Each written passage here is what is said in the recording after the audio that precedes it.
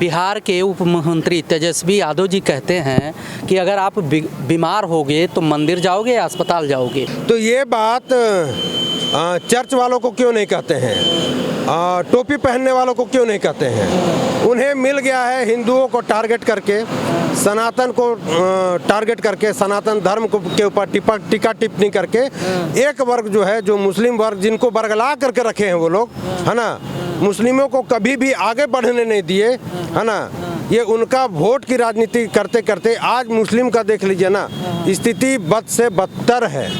जो कहते हैं ना कि सनातन डेंगू की तरह है, तो वो खुद डेंगू की उपज है ना।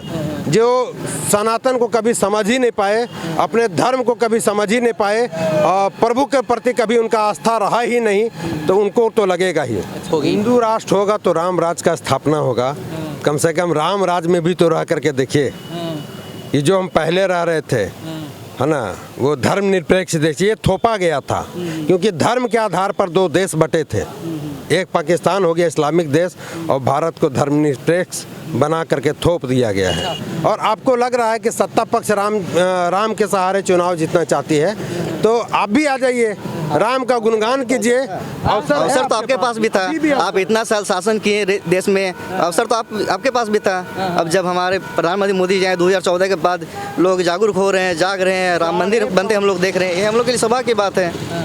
550 साल प्रभु श्री राम वनवास काटे हैं, तंबू में बिताए हैं, टेंट में बिताए, उस समय उनकी आंखें नहीं खुल रही थी। नमस्कार और स्वागत है आप सभी का। दोस्तों, मैं ध्रुव और आप देखना शुरू कर चुके हैं डेली न्यूज़ इंडिया। वैसे इस समय हम हैं अवध में, यानी कि अयोध्या जी में हैं। रामलला 22 जनवरी को विराजमान होने वाले हैं मंदिर में। इसी सिलसिले में दूर दराज से भक्त, दूर दराज से साधु महात्मा अपने अपने योगदानों के साथ जो है अयोध्या में पधार रहे हैं। हम ऐसे ही अयोध्या के गलियों में गुजर रहे थे, तब तक मुलाकात हो गया। क्या नाम है सर? अजय दास सनातनी, झारखंड हजारीबाग से। अच्छा, हजारीबाग से। जी हाँ। अच्छा, आप एक पोस्टर ले रखे हैं, आप तीनों लोग ले रखे हैं। पोस्टर हम ले रखे हैं ये इसलिए क्योंकि ये पद यात्रा हम लोग हिंदू राष्ट्र के लिए कर रहे हैं। अच्छा। और जनसंख्या नियंत्रण कानून के लिए कर रहे हैं। तो हमारे साथ गाड़ी भी चलती है। अच्छा। लेकिन क्या है कि अभी प्रशासन के द्वारा अयोध्या नगरी में कुछ दूर से रोक लगा दिया है। वो मंदिर क्षेत्र में प्रवेश वर्जित है। अच्छा। जिसके कारण ये तख्ती लेकर के हम लोग को चलना पड़ रहा है। अच्छा, तो कब शुरुआत किए हैं? कितना? 11 दिसंबर को हम लोग हजारीबाग झारखंड से निकले थे। अच्छा। और हम लोग 2 दिन, परसों शाम में हम लोग 8 बजे रात में हम लोग अयोध्या नगरी में प्रवेश किए। अच्छा। कल हम लोग 25-26 दिन से लगातार चलते रहे थे। तो हम लोग मठ में रुके हैं, और मठ में रुकने के बाद अपना जो भी कपड़ा है, क्योंकि गर्म इनर पजामा धोना पड़ता है, क्योंकि 3-4 सेट ही एक एक आदमी के पास है, तो वो गंदे हो चले थे। तो हमने धो धा करके कल विश्राम किए, फिर दोपहर में आकर के प्रभु श्री राम लला का दर्शन किए, हनुमानगढ़ी में दर्शन किए। और अभी यहाँ से हम लोग फिर जाएंगे सरयू घाट, हम लोग दर्शन करेंगे। अच्छा। कनक भवन, दशरथ भवन, सब दर्शन करेंगे।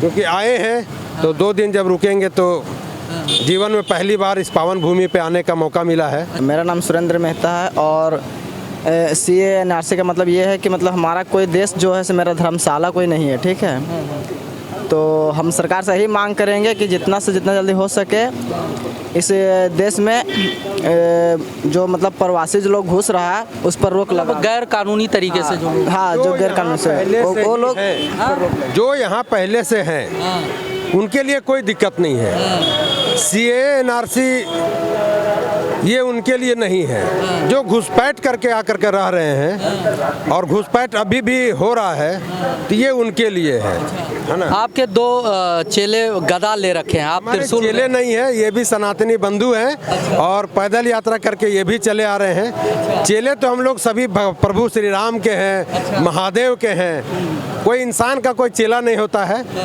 वैसे भारत जो है धर्मनिरपेक्ष देश है, फिर आप कैसे हिंदू राष्ट्र घोषित कराने की कोशिश में, जो यहाँ लोग रह रहे हैं उनको कहाँ भेजेंगे? नहीं, भेजने का बात नहीं है ना।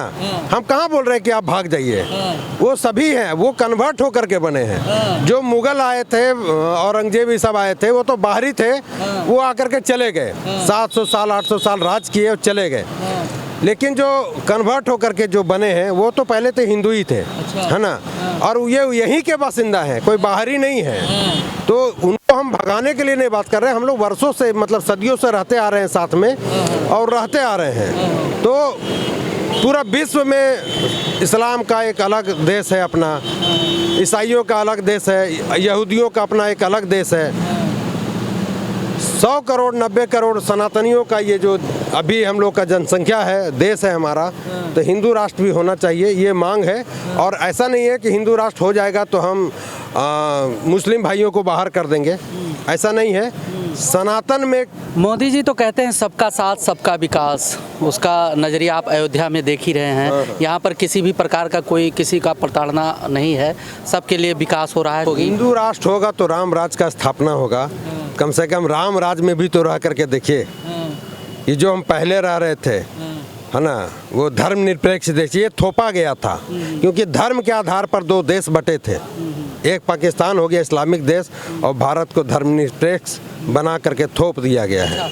आपके पास है जनसंख्या नियंत्रण कानून के लिए हजारीबाग से काशी, फिर अयोध्या, मथुरा, वृंदावन तक पैदल यात्रा, बड़ा लंबा यात्रा निकाल रहे हैं। जी, मैं पुरुषोत्तम पांडे। सबसे पहली बात ये जो जनसंख्या विस्फोट है, ये हमारे लिए, हमारे आने वाली पीढ़ी के लिए अनेक नए संकट पैदा कर सकती है।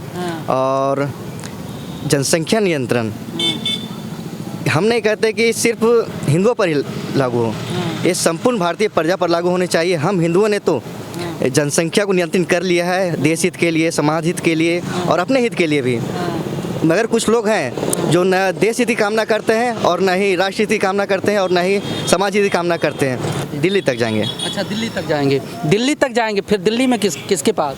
दिल्ली में तो सबसे पहले जंतर मंतर में धरना देंगे, उसके बाद हम लोग आदरणीय प्रधानमंत्री मोदी जी से, प्रधानमंत्री से मिलने का प्रयास कर रहे हैं और उनको हम लोग एक ज्ञापन सौंपेंगे और जल्द ही अविलंब हिंदू राष्ट्र घोषित करवाने के लिए मांग करेंगे। क्या लगता है हो पाएगा इतना जल्दी? भारत तो ऑलरेडी पहले से ही हिंदू राष्ट्र है ना, पूरा भारत ही हिंदू है। क्योंकि आप इतिहास उठा करके देखिए, भारत ऋषि मुनियों का देश रहा है।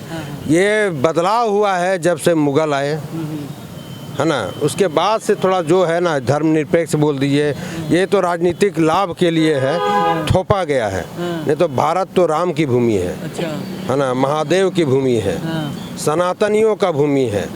तो ये तो थोपा गया है धर्मनिरपेक्ष। ये तो हिंदू राष्ट्र उसी समय घोषित हो जाना चाहिए जब धर्म के आधार पर दो देश का बंटवारा हुआ था, एक पाकिस्तान इस्लामिक बन गया, तब भारत को हिंदू राष्ट्र उसी समय बन जाना चाहिए था। अच्छा, अयोध्या पहली बार आए हैं कि इससे पहले भी आए? नहीं, पहले कभी नहीं आए हैं, हम पहली बार आए हैं। और बहुत ही खूबसूरत और बहुत ही पावन भूमि है। और कहीं भी हम लोग को 600 किलोमीटर का पैदल यात्रा करते हो गया है, कहीं भी किसी तरह का कोई दिक्कत नहीं हुआ है। 24 का चुनाव करीब में है, विपक्ष का आरोप है कि सत्ता पक्ष सिर्फ राम जी को टारगेट करके चुनाव लड़ रहा है, क्या कहेंगे इस पे? अरे तो भी आप भी आ जाइए ना राम जी के साथ में, जो राम के साथ है। और आपको लग रहा है कि सत्ता पक्ष राम के सहारे चुनाव जीतना चाहती है, तो आप भी आ जाइए, राम का गुणगान कीजिए। अवसर तो आपके पास भी था, आप इतना साल शासन किए देश में, अवसर तो आपके पास भी था। अब जब हमारे प्रधानमंत्री मोदी जी आए 2014 के बाद, लोग जागरूक हो रहे हैं, जाग रहे हैं, राम मंदिर बनते हम लोग देख रहे हैं, ये हम लोग के लिए सौभाग्य की बात है। 550 साल प्रभु श्री राम वनवास काटे हैं, तंबू में बिताए हैं, टेंट में बिताए, उस समय उनकी आंखें नहीं खुल रही थी। बिहार के उप मुख्यमंत्री तेजस्वी यादव जी कहते हैं कि अगर आप बीमार होगे तो मंदिर जाओगे या अस्पताल जाओगे। तो ये बात चर्च वालों को क्यों नहीं कहते हैं, टोपी पहनने वालों को क्यों नहीं कहते हैं? उन्हें मिल गया है हिंदुओं को टारगेट करके, सनातन को टारगेट करके, सनातन धर्म को के ऊपर टीका टिप्पणी करके एक वर्ग जो है, जो मुस्लिम वर्ग, जिनको बरगला करके रखे हैं वो लोग, है ना, मुस्लिमों को कभी भी आगे बढ़ने नहीं दिए, है ना। ये उनका वोट की राजनीति करते करते आज मुस्लिम का देख लीजिए ना, स्थिति बद से बदतर है। आप उनको खुश करने के लिए आप इस तरह का बेतुका बयान वो लोग देते रहते हैं, क्योंकि उन्हें राजनीतिक रोटी सेकनी है। मोदी जी तो बोलते हैं कि सबका साथ, सबका विश्वास और सबका विकास होना चाहिए। जो भी हम तो राजनीतिक किसी भी तरह का हम ना ये यात्रा कर रहे हैं और ना ही किसी के ऊपर टीका टिप्पणी कर, 6 किलोमीटर का यात्रा के दौरान हमारे साथ कोई भी भाजपा नेता नहीं आया, लेकिन इसी उत्तर प्रदेश में समाजवादी पार्टी के नेता जो हैं हमको से जो है कुछ दूर आगे पर 4 किलोमीटर हमारे साथ समर्थन करके जो है वो जनसंख्या नियंत्रण कानून का समर्थन करने के लिए 4 किलोमीटर पैदल यात्रा किए और समर्थन किए। जो शिक्षित है वो तो समर्थन करेंगे, जो शिक्षित हैं, जो इसका लाभ को जानते हैं वो तो समर्थन करेंगे, चाहे किसी भी पार्टी का हो, कोई भी हो। अच्छा, सनातन धर्म को लेकर विपक्ष के जो महागठबंधन है, कुछ दक्षिण भारतीय पार्टियां जो हैं जैसे डीएमके वगैरह हो गए, उनके कुछ नेता लोग हैं, आप शब्दों का प्रयोग करते हैं और सनातन धर्म पर सवालिया निशान लगाते हैं कि भाई ये सब, जैसे आपने कहा देखा होगा राहुल गांधी जी, सोनिया जी ये सब कहते थे परिकल्पना करके बना रखे हैं, लिख रखे हैं। क्या तो आप देख लीजिए, जो सनातन का विरोध करते गए उनका अस्तित्व सिमटते चला गया, है ना। विनाश काले विपरीत बुद्धि। प्रभु श्री राम से प्रार्थना करते हैं कि जो हमारे धर्म पर, हमारे सनातन धर्म पर, हमारे प्रभु श्री राम पर जो टिक्का टिप्पणी करते हैं उनको सद्बुद्धि दे, है ना, और वो इस तरह का बेतुका बयान देने से बचे, है ना, राज्य हित में। क्योंकि जो सत्ता में होते हैं उनके लिए सभी जनता बराबर होती है, सबका ख्याल रखना चाहिए। और जो कहते हैं ना कि सनातन डेंगू की तरह है, तो वो खुद डेंगू की उपज है ना, जो सनातन को कभी समझ ही नहीं पाए, अपने धर्म को कभी समझ ही नहीं पाए और प्रभु के प्रति कभी उनका आस्था रहा ही नहीं, तो उनको तो लगेगा ही।